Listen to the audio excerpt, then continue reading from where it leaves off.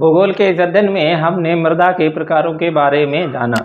अब हम एक मृदा का प्रकार और रह गया है, इसे भी जान लेते हैं, क्योंकि ये बहुत ही छोटा प्रकार है, लेकिन हम जब भूगोल का अध्ययन ही कर रहे हैं तो हमें भूगोल के बारे में सभी कुछ जान लेना बहुत ही जरूरी है। तो दोस्तों देखते हैं कि परिस्थिति की आधार पर मृदा का वर्गीकरण क्या होता है, यानी परिस्थिति के आधार पर मृदाएं कितने प्रकार की हो सकती हैं, इस बारे में भी हम विचार कर लेते हैं। तो परिस्थिति के आधार पर मृदाओं का वर्गीकरण 5 वर्गों में किया जा सकता है, जिसमें पहला है कि अवशिष्ट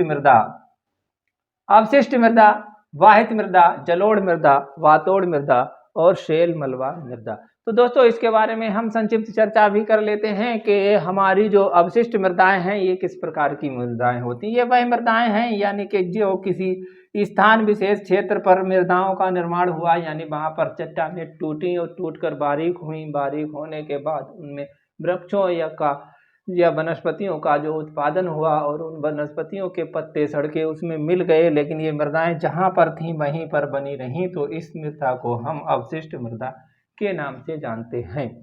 अगला है बाहित मृदा। बाहित मृदाएं वह मृदा हैं जैसा कि इसके नाम से ही पता चलता है कि जो बह जाती हैं, यानी एक स्थान से दूसरे स्थान पर चली जाती हैं। तो ये वह मृदाएं हैं जो बनी तो कहीं और हैं किसी और क्षेत्र में, यानी ये एक क्षेत्र में बनी और इनका ट्रांसपोर्टेशन हो गया और ये दूसरे क्षेत्र में पहुंच गई। यहाँ पर तो चट्टानें टूटी और चट्टानें टूटकर ये किसी तरह से दूसरे क्षेत्र में पहुंच गई, तो इन्हें बाहित मृदा कहते हैं। और इन्हीं मृदाओं में हमारी एक और मृदा है जिसे कि जलोढ़ मृदा कहते हैं। जलोढ़ मृदा को हम पीछे भी पढ़ चुके हैं कि ये वह मृदा है जिसे कि एलोवियल मृदा कहते हैं, यानी बाढ़ के साथ ये मृदाएं बह जाती हैं और बहकर ये वहां पर होती हैं जहां पर नदियां बहती हैं, और नदियों का जो क्षेत्र होता है उसके आसपास पाई जाने वाली ये मृदाएं जलोढ़ मृदाएं होती हैं। और ये मृदाएं जो हैं वो नदी बेसिन के सहारे मिलती हैं, यानी नदियां जो आती हैं तो वो अपना एक बेसिन बना लेती हैं और उस बेसिन में इधर उधर से जो नदियां आकर मिलती रहती हैं, तो उसी बेसिन में जो मिट्टी पाई जाती है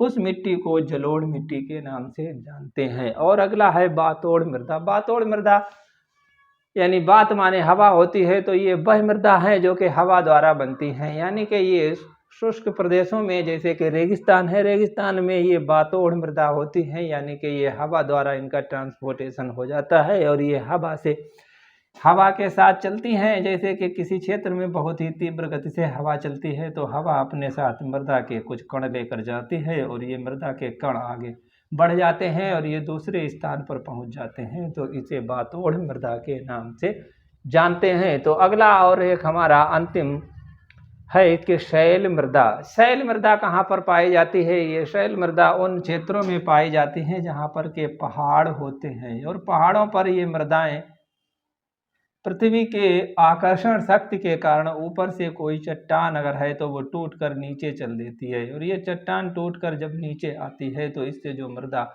का निर्माण होता है उसे शैल मलबा मृदा के नाम से जानते हैं। यानी कि एक बड़ी सी चट्टान टूटी और टूटकर पृथ्वी के आकर्षण शक्ति के कारण ये लुढ़क कर नीचे पहुंच जाती है, और ये ऊंचाई से नीचे की तरफ चलती हुई जो चट्टान से जो मृदा का इस क्षेत्रों में निर्माण होता है, ये दोनों क्षेत्रों में भी हो जाएगा। जहाँ जहाँ पर ये चट्टान से मृदा जो मिलेगी वो जो है मृदा शैल मलबा मृदा होती है। ये मृदा पहाड़ी क्षेत्रों में मिलती है। तो दोस्तों आज के लिए इतना ही, और शीघ्र ही हम अगले वीडियो में मृदा से संबंधित और कुछ समस्याएं और उनका समाधान के बारे में चर्चा करेंगे। तब तक के लिए आप हमारे चैनल से जुड़े रहने के लिए हमारे चैनल को सब्सक्राइब करें, और वीडियो अच्छी लगी हो तो लाइक करें और अपने यार दोस्तों में शेयर भी करें। हाँ, चैनल को सब्सक्राइब कर लें जिससे कि आपको हमारी आने वाली वीडियो जो हैं वो यथाशीघ्र मिल जाएं। तो दोस्तों मिलते हैं अगले वीडियो में, तब तक के लिए धन्यवाद।